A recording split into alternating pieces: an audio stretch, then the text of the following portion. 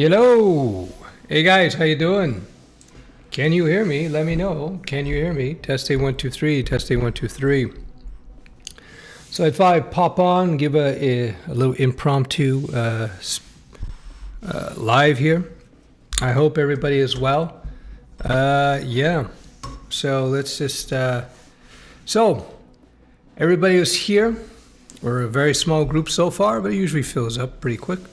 Yeah, let me know where you're from. Say hello from wherever you happen to be in the world, whether it be a state or a country or whatnot. Yeah, let me know, and we'll jump into it. So let's do my usual tests, of course. Ruby. Can you guys hear me? All right, good. Sounds good. Fantastic. Yeah, I got this mic here. It's not the best looking, but it's easier to manage. It's a little off. Hold on a second. Give me a second. Hold on. That should be better.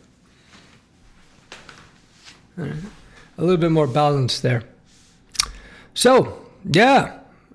Hello. So let's see where we got. Hello from Michigan. Ooh, let's get this bigger. Got Michigan.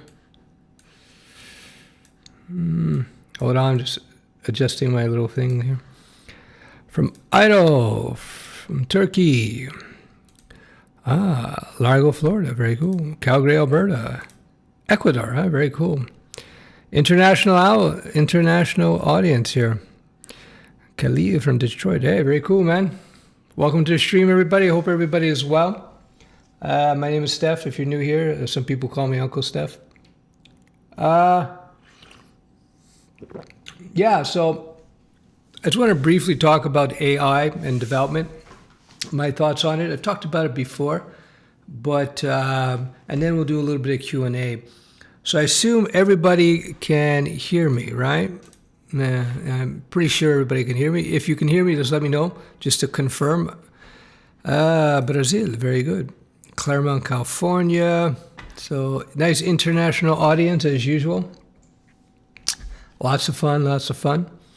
Right. So how many people are we here? A small group tonight.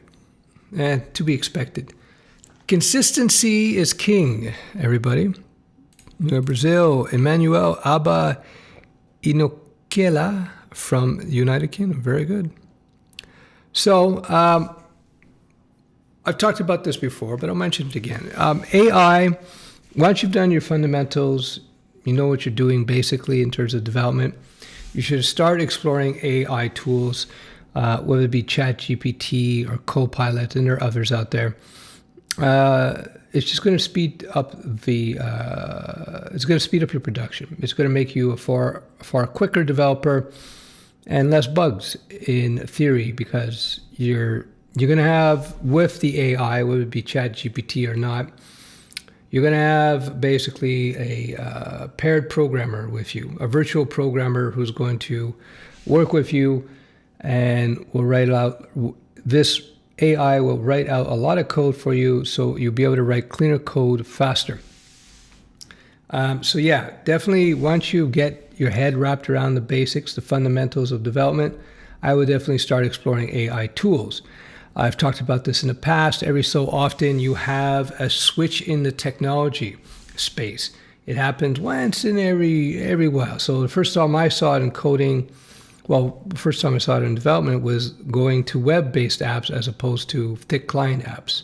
That was a huge upgrade. That was number one. Number two, when we went from CGI-based application development for web apps, we went into page-based application development. The first one, of course, was classic ASP by Microsoft. So I've seen major breakthroughs in technology in development that sped up the practice. When HTML5 came out, that was a huge change. When Flash became predominant at one point, that was a huge change. So it happens every now and then.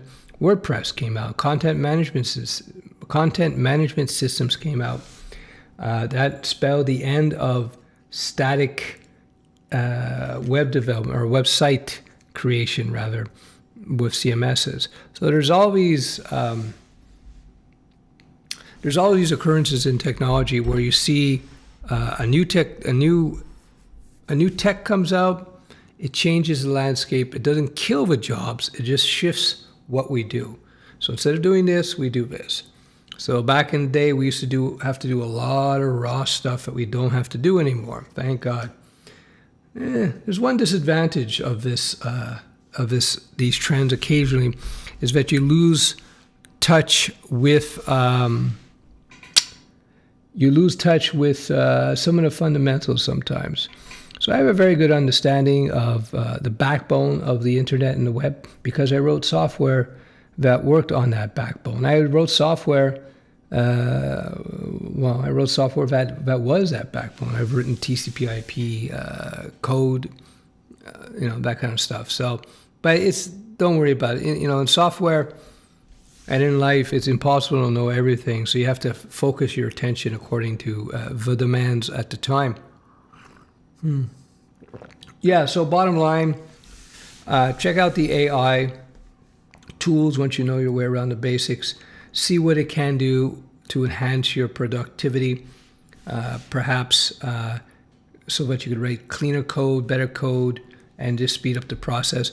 Don't look at it as a threat. Just see it as an opportunity to become more productive. And that's pretty much it. So I just wanted to point that out because this is an ongoing consideration for people. So let me see if I can get to some questions. So sound is great. Good. Hey, Steph, your health seems pretty good. Glad to see you like that. I appreciate that. God mode on. Yeah, for people who may not know, I've been having like a persistent illness. Not heavy duty, not life-threatening or anything, but just persistent. So it's made me very unproductive. So I haven't been doing lives, consistent lives for almost a year now, simply because of that. Like as we speak now, I still have minor symptoms that are going on. But yeah, every little bit, it's every other month it gets a little better. So I'm getting there. Yeah. So let's see.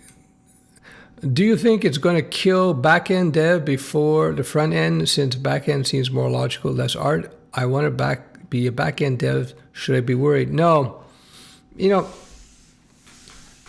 Development consists of a lot of things. Coding is a part of it, but there's a lot of other aspects to development that have nothing to do, or that are not coding, we'll say that.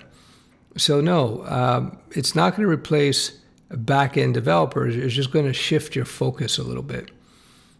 Front-end can be, I've seen some applications where they're able to produce some really nice front ends with AI, but it doesn't, but again, you use AI to create the front ends. Before we used to use templates, people could string up a 3-page or 3-column application interface pretty quickly with Bootstrap, or now with Grid, CSS Grid, and Flexbox. It's not hard. Or people just use templates and then make little changes to the templates, and Bob's your uncle. I think it's just going to speed up things. It's just going to speed up things. I think it's where the one specialization where AI will have an impact is on algorithms and data structures. You just need to know your basics. I've said that for years now. There's been an overemphasis for many years now on data structures and algorithm knowledge and testing. I thought it was kind of silly. Unless you're building game engines or AI or something like that, or processing huge amounts of data, which is, game engines and AI, you don't really need to be very good at algorithms and data structures. You need to know your basics, but you don't have to be a master. Now, with AI, that's where I can see it easily being used to optimize algorithms.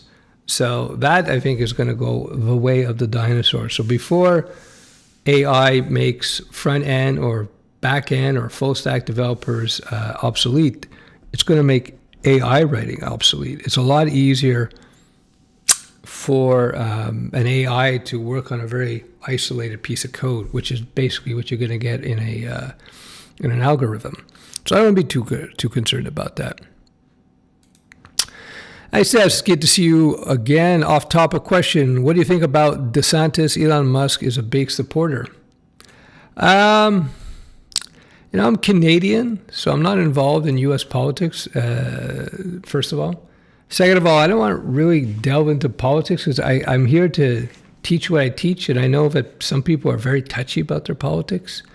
That being said, I think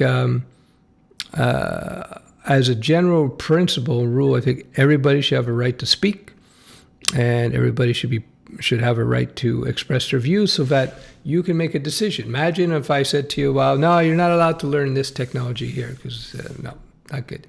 It's better to learn as much as you can, and then you can make a decision for yourself. So whether it's DeSantis or RFK Jr., I think he's running on the Democratic side, Biden, Trump, what have you, everybody should listen to all of them, in my opinion, see what they have to say, and you decide what candidate is better for you. Yeah. Yo, how you doing, Alban? I'm doing pretty good. I hope you're doing good. Code Long and Profit. I stole this from Star Trek. Code Long and Profit. Yeah.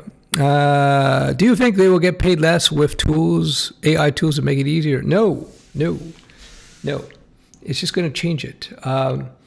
You can already find jobs for AI experts. One thing I've talked about in other streams, or not other streams, but on other videos, I've talked about how I see for freelance, I see being an AI consultant as a very interesting business. In fact, I have a good friend of mine. That's what he does. He has a company, and they basically integrate AI for companies. So they integrate the AI, but they also provide the web app framework that houses and delivers the AI experience. So there's a lot of opportunity just in that niche in of itself. So yeah, that's all cool. So I don't think they'll be paid less. I just think the jobs will shift a little bit. So if I was doing freelancing, I would get into freelancing. I would understand the AI tools that are out there, not only just to help you write code, but in terms of getting things done in a business environment. There's so many AIs popping out now. There's no way most businesses will be able to figure out what all the options are in terms of AI, let alone how to implement them. So that could be a great business opportunity for you to take advantage of all that, Yeah. Can you get into management without a degree, or do you need a degree for senior positions? That depends on the company. XX Dark Hots TZXX. Yeah, that depends on the company. Companies will have protocols, if you will, and they'll decide whether or not they'll do that. I've managed a lot of companies, a lot of people over the years. I don't have a degree in management. So, yeah, but it would be, I'm not going to lie to you, in large organizations, if you do have a degree, today anyway, it makes it easier for you to land those upper level jobs. But generally speaking, it's work experience that makes all of the difference. Yo. How we doing here? I know it's full stack PHP. Do you think I should stick to building sites from scratch with PHP, or do you think no-code tools are more productive? That's another area. For instance, a friend of mine's got a company, not a tech company, but he, like most companies, he needs a website and he needs to automate certain processes. So they had built a system from scratch years and years ago with PHP. And to update it, they decided that they're going to update it using no-code tools for productivity's sake. That being said, it's still a lot of money. His no-code developers, independents, are charging him anywhere from $85 to $200 the hour to leverage low-code tools. So a project that would have maybe cost him $250,000 to do traditional coding, he thinks he can get it done for maybe half the price. The point being is that there's still a ton of work and money to be made with low code. So low code, AI tools are tools that you can use in certain circumstances. Low code will not replace entirely from scratch application development using PHP with Laravel or Python with Django, etc. But they're an option. As a professional developer, you're going to find your niche where you happen to excel in. Low-code, no-code platforms, typically, when you go beyond just the basics, you need to know how to code. So even Wix, for example, they have a layer, as far as I remember, that uses JavaScript. You have to be a JavaScript developer to take fully advantage of Wix, So, and there are limitations. That's the one thing that people realize with low-code, no-code platforms, or CMSs like WordPress and Drupal, they're pretty cool, except when you go beyond their track. As soon as you need to go beyond what they can do, then it becomes exceptionally complex to work with those platforms. So keep that in mind. How we doing here? All right, 35. If I'm allowed to be a little out of topic, what do you think of the best JavaScript course to learn? What do you think is the best JavaScript course to learn? Well, Alban, I'm very biased. I have my own JavaScript course, links below. It's interactive, very different from anybody else's. Go read the reviews. So you watch videos, you write code, you get instant feedback, instant help from my software. It's something that we developed internally. We have many schools who use the software. So it makes learning how to code really easy. So I would check that out. I am not underrating AI, but I don't think it can replace backend. I don't think it can replace backend either. I have to make a few API calls to get face detection, face recognition data. How does AI figure out what APIs I need to call? Exactly, Emmanuel. That's one simple example out of many where an AI will not replace you, right? There's all these high-level decisions, architectural decisions will have to be made, and so it's just silly to think that AI will replace that. Let me just get in here. All right, good. So, what's next? With AI being a thing, should AI developers get paid more than web devs? No. It's all supply and demand, right? I think the AI experts will probably make more, or could potentially make more over the next few years, simply because of a demand supply. But it's hard to say. To me, developers are developers, whether it be an AI, a low-code tool, PHP or C# or JavaScript. What you get paid to do depends on supply, demand, depends on how experienced you are, how rare your skill sets are, relative to the demand. Do you think dev teams will get smaller with AI? No, I just think everybody's going to be far more productive. Remember, we're working against a backdrop where there wasn't enough developers to satisfy the market. So, and that I think is going to continue going forward. So it's just going to make dev teams, AI will make dev teams more productive, more capable. That's all. How are we doing here? Would you recommend learning WordPress dev before React in 2023? I learned HTML, CSS, JavaScript in 2018, but I took a long break after not breaking into the industry. Well, Brian, I would make sure you're comfortable building your basic responsive website. And WordPress dev versus React, it's a totally different business. WordPress dev is usually small business, medium-sized business. A WordPress dev is somebody who understands the WordPress ecosystem and the platform. There's a lot to learn there. It's not super complex, but it's vast. Like to know what plugins are good or bad, how to work with themes and what themes are good. There's also these pretty advanced, sophisticated themes that you can get in the WordPress world, and you have to understand their place. Understand security issues with WordPress. These are all very WordPress-specific skills and knowledge that you will build up over time. But when you're comparing WordPress to React is more apples and oranges type of thing. React is going to be more building apps from scratch. It's going to be, maybe for, I would argue, medium to large size businesses, more or less. So it's a different game. I would maybe dabble with WordPress, dabble with React, do like the equivalent of Hello World, see what suits you better personally, and also look at the job market. That's how I would suggest that. Vielen Dank, Herr Stefan. I'm not sure what that means, but thank you. Not sure if it is out of topic, but do you know stories of Hispanic Latinos being able to work in the tech field remotely in the U.S.? I do not live in the U.S. I like your channel, by the way. Greetings. I appreciate that, host 2077. It's just communication skills.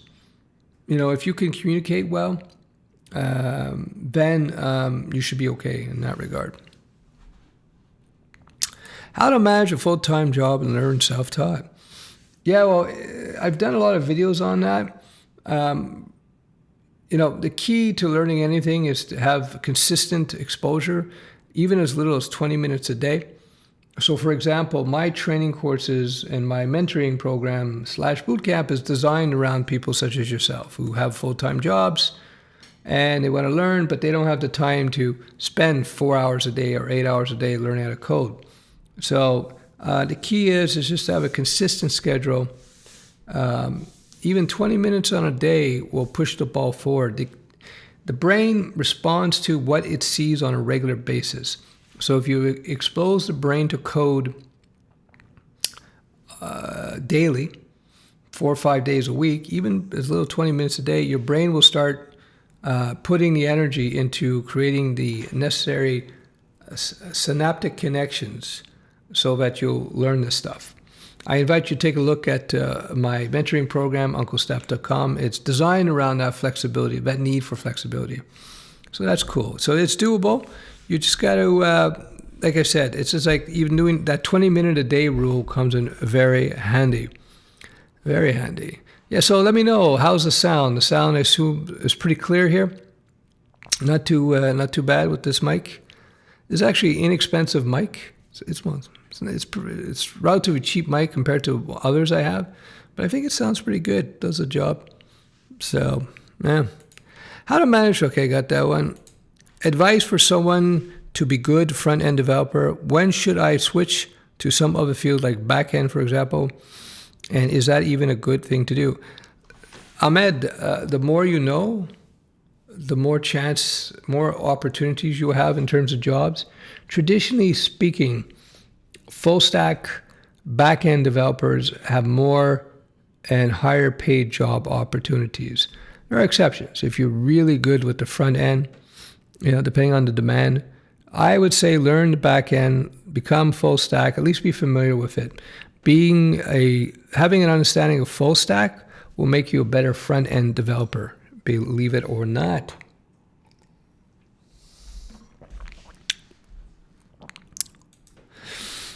As a self-taught, should I start building projects once I finish JS course? Yeah, you should be building projects.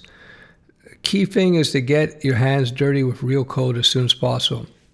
For example, in my bootcamp, once people finish their fundamental training, which is about 200 hours of code training, I have them build a portfolio site, and then we get them out there doing a few freelance projects. It could be simple stuff like setting up somebody's WordPress site and modifying the theme. It could be creating a simple e-commerce application, integrating with PayPal and what's that? Some other payment processor. It doesn't really matter. The point is to get your hands dirty with real projects where you're figuring out problems and so on. Yeah. Sounds cool. Good. I agree with you that developers won't be replaced by AI, but it's evident that AI will change the entire industry very soon. Do you think that in the future coding will be obsolete?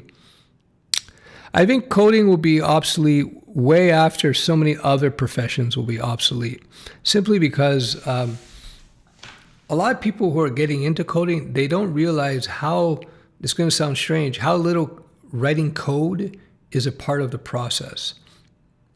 It's an important part of the process, but the actual writing of the code is actually a small part of the process.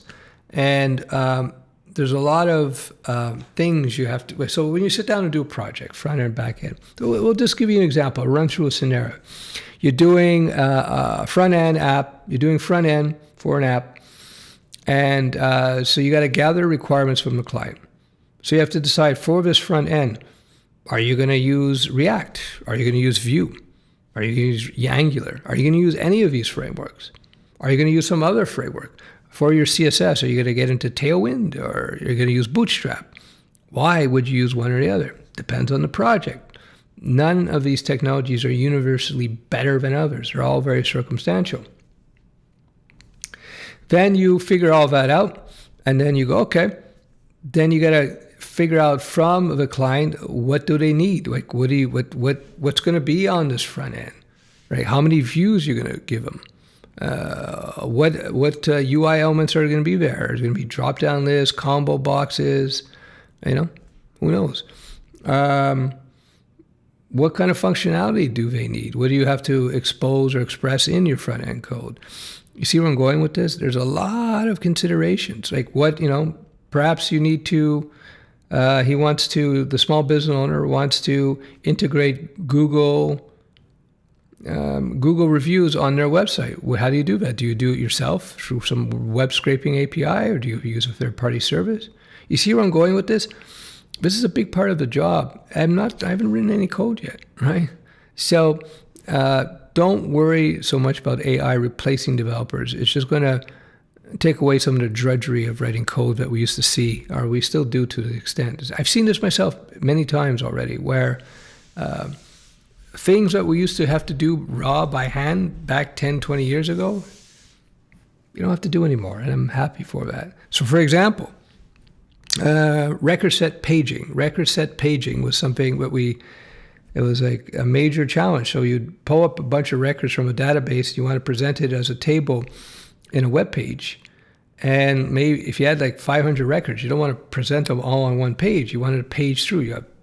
Maybe present 30 records per page. So the first 30, then the second, and records 1 through 30, then 31 through 60, and then 61 through 70, and you got to track all that. So we still have to write all that code by hand.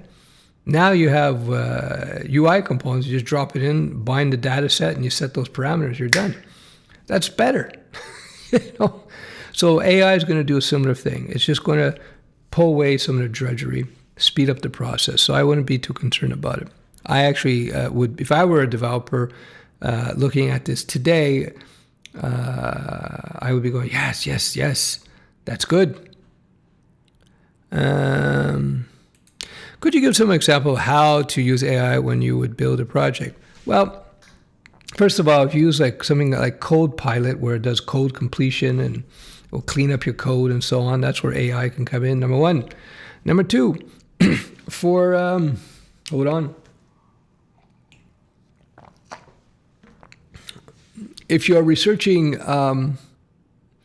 implementation details, you may be able to, you can go to GPT-4 and say, hey, build me a Python scraper that pulls out these types of results here, blah, blah, blah. So you can use it to quickly generate boilerplate code. Or you might say, ask it, hey, what APIs would allow me to, I don't know, expose Google reviews in my website? What would you recommend? And it may be able to pull out some answers. So you can use it as like a co-pilot, paired programming buddy for yourself. So that's an example of how I would use AI. So instead of you having to search through, you go to Google or go to Stack Overflow and have to dig through all kinds of comments to find the answers, ChatGPT is able to pull it out nicely, quickly. So instead of spending 15, 20 minutes to get an answer, you can get it in like 2-3 minutes. It's pretty cool. AJ Sihota says, I work 2 dev jobs and I'm struggling to find time to improve my skill set and learning about new tech in parallel with day-to-day work. What would you recommend? I would just read a little bit, watch a few videos on what high-level tech that's coming out there. Of course, today it's AI. I would also find out your place of employment, your dev jobs. What are they working with? What do they need? What will they need in the future? What technologies could you learn about that would enhance your skills for work that you do now? And that's what I would do. You just get home, spend half an hour reading up on stuff every day, and you start finding your answers and you start focusing in. And if you find something interesting that would be applicable to work, AJ, you could perhaps approach your boss and say, listen, I think this technology would be cool, and maybe get them to pay you to learn that technology. So that's an option. That's an option for you. I appreciate you for the advice, Uncle Steph. No problem, Red Goat. Happy to help. Cheers. I appreciate the thumbs, guys. If you give a thumbs up, it lets the Google algos what's going on here. Edward, what about the other way around? I'm a back-end engineer and have been thinking about learning more about the front end, but back-end is always a lot. How do I know when I'm good enough to start front end? Well, if you're making money building back-end, then you can start working on front end as a side project. It's just going to make you more productive as an overall developer. See, when you're a developer, or when you're a professional in any given field, really, when you got yourself to a point where you're productive, then you can start and you want to try and explore related technologies that might expand your skill set, then that's the time to do it. And then, as I suggested before with the other questioner, it would be good to if you find a technology that might enhance the productivity at the place you work at, then you might get paid to learn new stuff. That's not uncommon. Thoughts on getting a master's in machine learning? Well, there's a lot of opportunity there, a lot of job opportunities there. So if you're good with math, in coding in general, you don't need to know any math. I try to dispel that myth. But when it comes to machine learning, as far as I know, you got to know a lot of math. There's 2 parts to it. If you're implementing AI, you don't need math, but if you're building AI, you need math. They're total different fields, but there's a lot of opportunity there for sure. JB says, I deal with the MERN stack and I want to get into AI. Should I do TensorFlow or Python? I don't know, man. I don't know. I think either one will be fine, because whether you implement AI with Python or TensorFlow, you'll be learning about AI and you'll be able to pivot.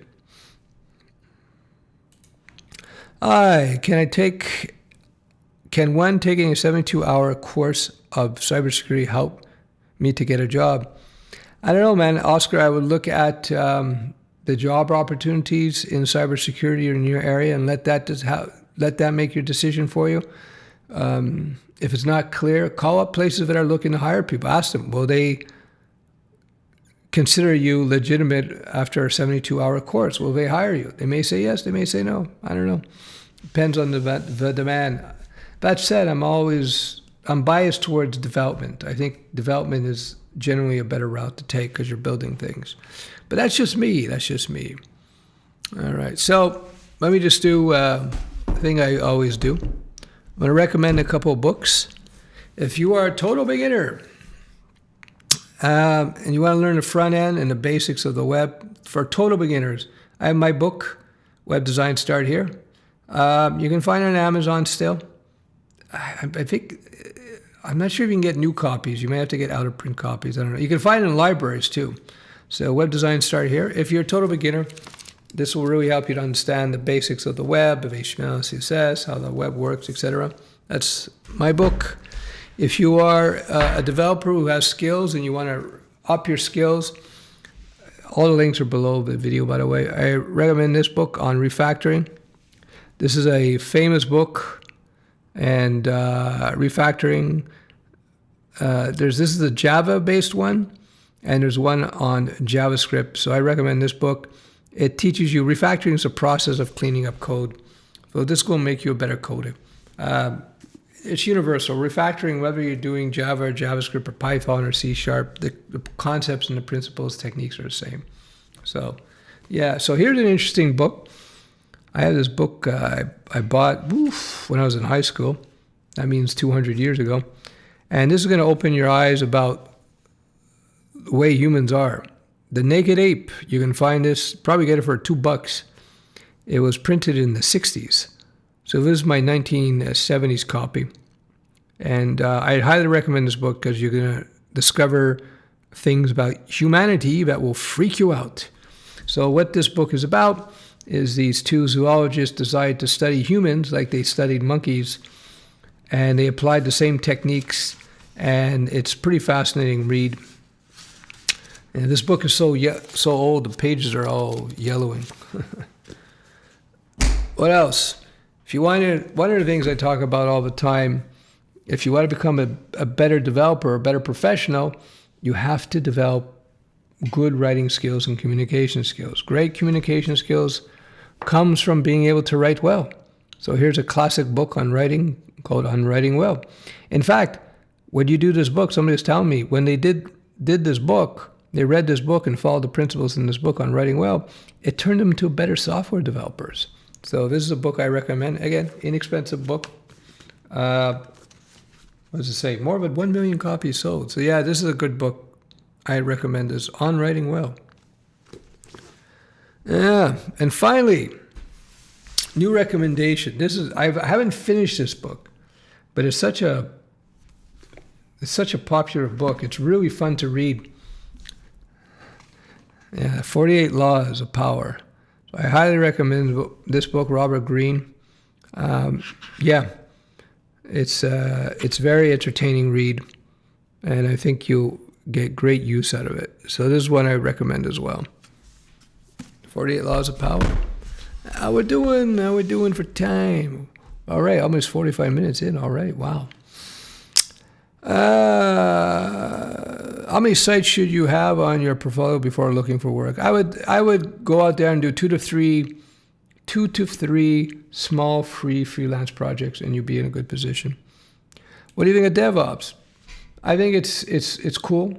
I think that DevOps got unnecessarily complex. I think they're simplifying it now.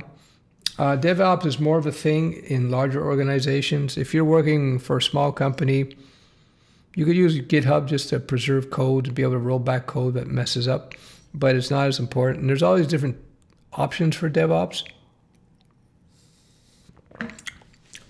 But again, between DevOps, engineer, and coder, I become a developer. I totally hate front end. What tech stacks or areas do you recommend for back-end development? Thanks. What tech stacks or back-end? Well, I would start exploring how you can integrate AI into your back-end. That's what I would do. That would be my best recommendation. What is the path you recommend to be a back-end dev? Write code. That's what I would recommend. Get out there, start writing code, start building things. Yeah. Hey, Anissa, how are you? Hope everything is well. I thank you for your prayers. I'm feeling pretty good. Feeling pretty good. Should I look for a job first or try working on my own ideas? It depends. Do you need the money? That's it. Do you need the money? If you need the money, get a job. You don't need the money, work on your own ideas. I work in cybersecurity and I've been at it.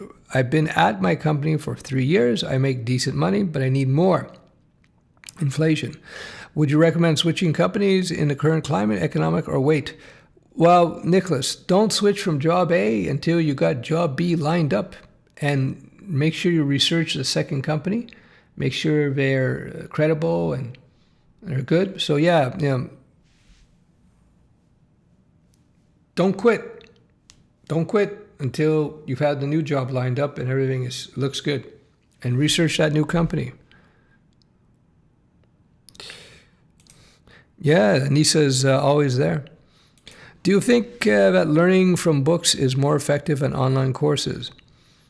Depends on your learning style, number one. Depends what you're learning, number two. Depends on the online course. Unfortunately, as I'm sure a lot of people attest to, a lot of the courses out there are not the best. Because you got a lot of juniors out there teaching. You got a lot of people who don't know how to teach. So that's unfortunate. It makes it difficult for people. I don't talk about it too much. I'm starting to talk about it more recently because I have no idea how many people I've spoken to where they've done a course or a boot camp and they just couldn't get it. And they figured they were just not good with code.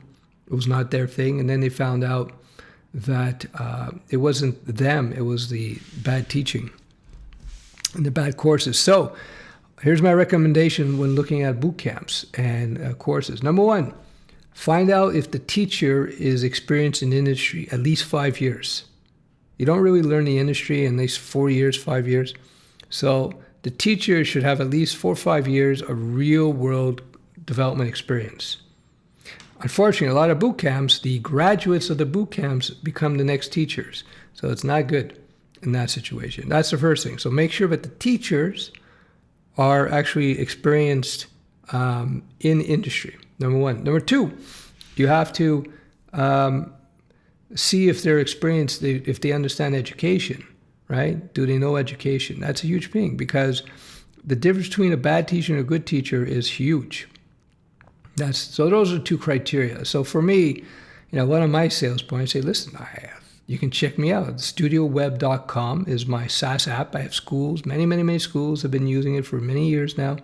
So not only do I have a lot of experience teaching, but I have a demonstrable product that is in market. It makes all the difference because when you write software and you build software and you take it to market and you take it to production, I've done that several times, it's a different game than being an academic or just a course creator. It really is. And the difference between professional developers and the make-believe developers, it's a lot of subtleties, a lot of different things that play into it. So you're looking at online courses, pay attention to who these teachers are. What's the difference between your Studioweb class and your Uncle Steph Bootcamp? Sebastian, the main difference is that with the Uncle Steph Bootcamp, you get access to about, I would say 70 to 100 hours of video and training that you don't get anywhere else. You get access to my entire collection of courses you see online. And most importantly is we have live Zoom coaching sessions every other week. Typically 10, 12 people will show up. You have an opportunity to ask questions of me, get answers. So this is not text, this is Zoom, video meetings. That's a huge thing. Get feedback from myself and others. So once you go through the material, you can put questions as you go, make sure you get help there. Then you can build your portfolio website. We look at it, we look at your code, make sure everything's cool. Then when you jump into building projects for clients, you can come and consult with us, ask questions. Hey, I'm dealing with my boss. What do you think? Or I'm working on a project. We're thinking of using this and this technology. What do you think? So it's the mentoring is the big value. That's what you're paying for. If you don't need that mentoring, just take my solo Studioweb courses. They're cool, but and they're far less expensive. So, that being said, my boot camp is it's a fraction of the cost of a boot camp. So I'm able to do that because all of my experience working with schools over the last decade or so. Good question. Any ideas on how to combine really good writing and translation skills with code in web development? Real good writing, translation skills with code.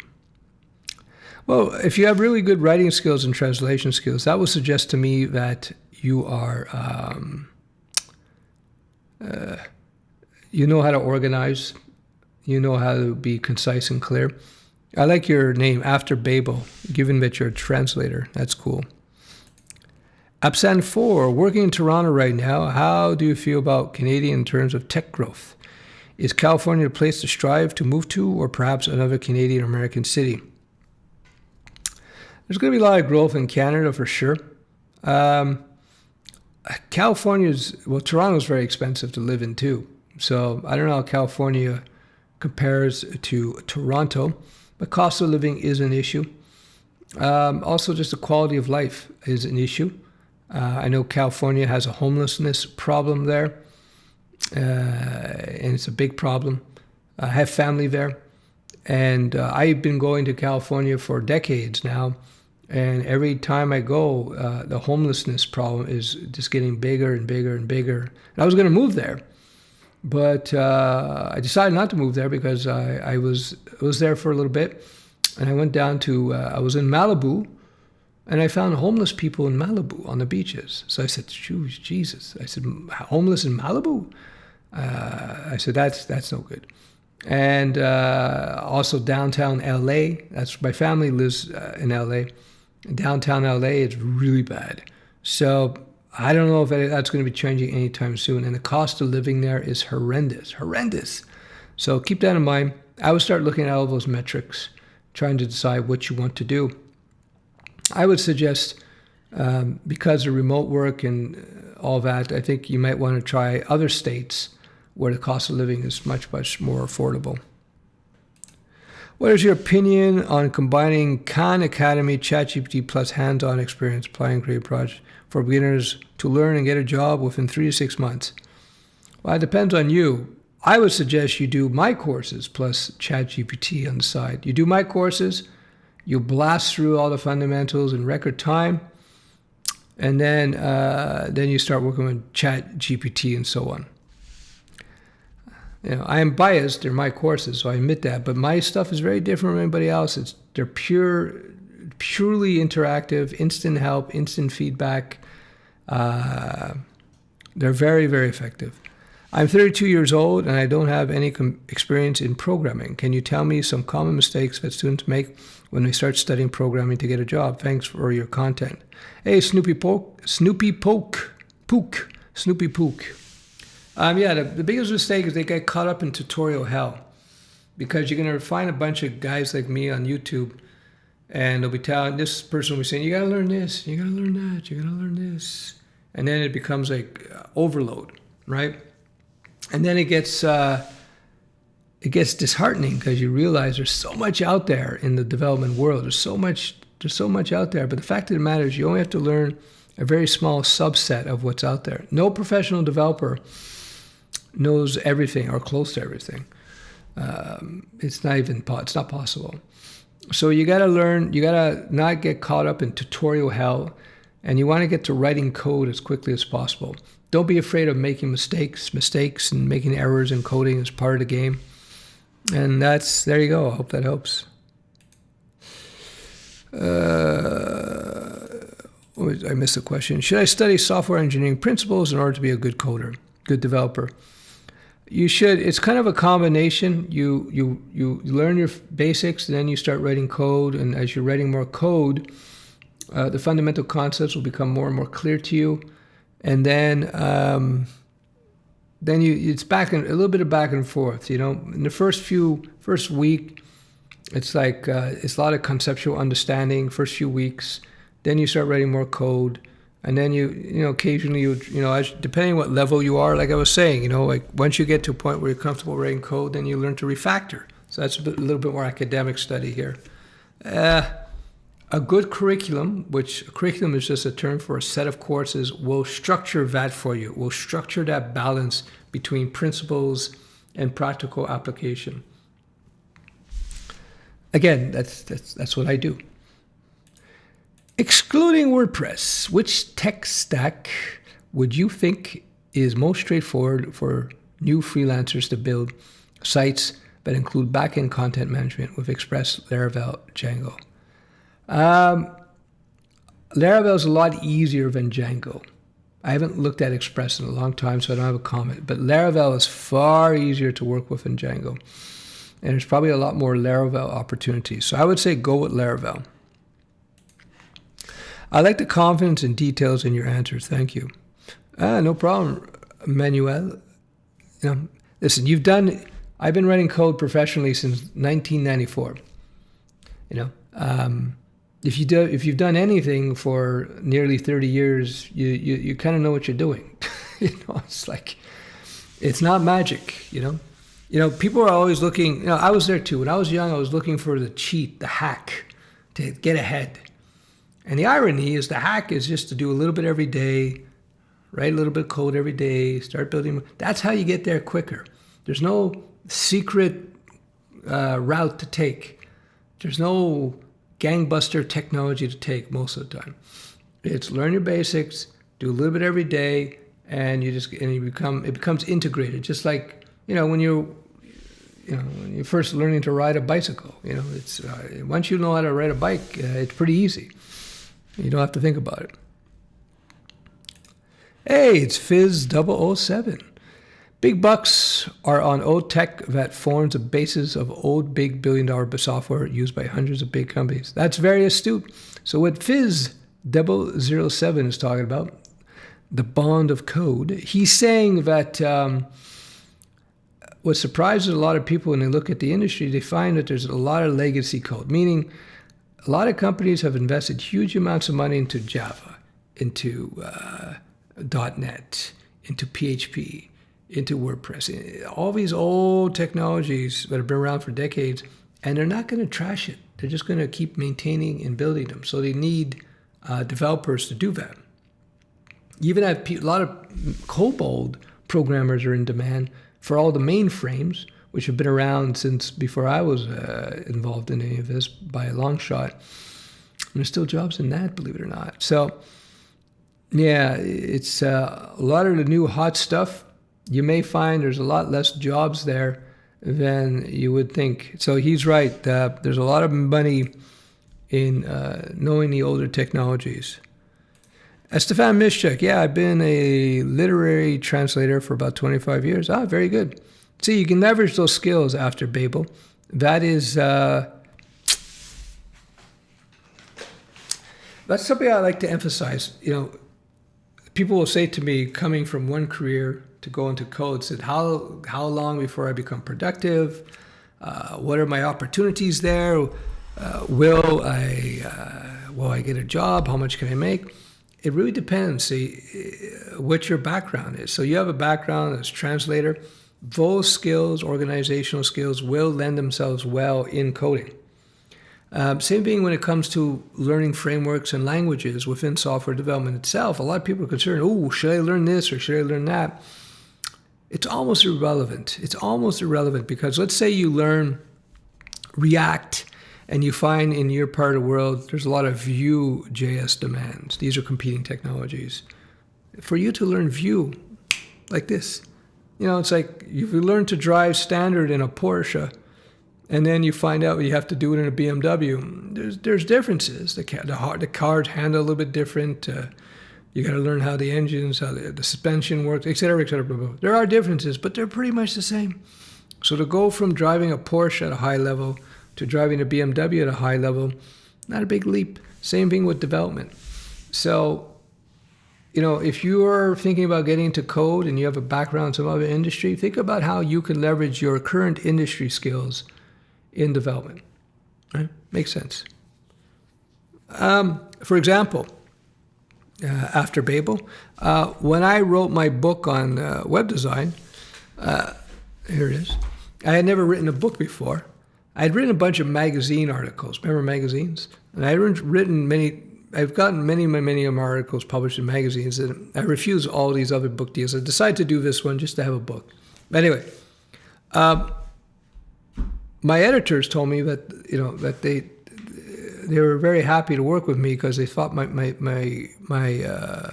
copy for my book was well organized. It's because of my coding background. That's it, It translated. I hope that makes sense. Already an hour. Wow. How are we doing here? You get better at it by getting good at it. Yeah, pretty much. As you work more and more, All right, what is good front-end project that you can offer for free to get some work experience? Anything.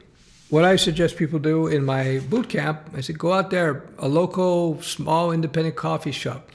Say, hey, do you have a website? Do you need to add some stuff to your website? Do you need to, whatever. It's, you approach them, a local garage, whatever, a local nonprofit. Listen, I'm willing to work on the website. Do you need to add some stuff to it? Do you need some update? I'm developing my skill sets. I need to build my portfolio.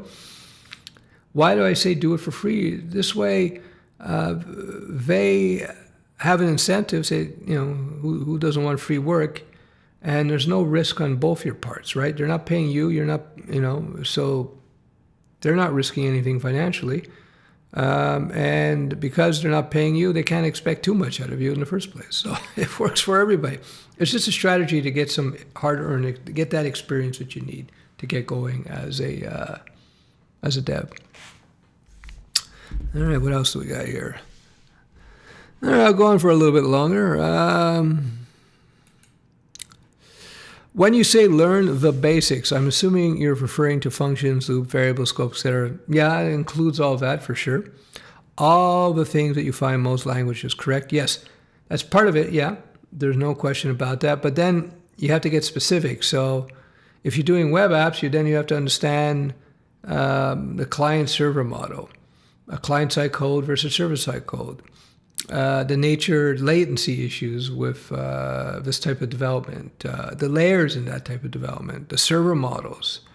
That is part of the basics. If you're doing mobile app development for iOS or Android, they got their own set of basics outside of the core languages. Does that make sense? I hope so. How we doing? All right, guys. So he's got my book. Cool. Nice pun. All right, that's good.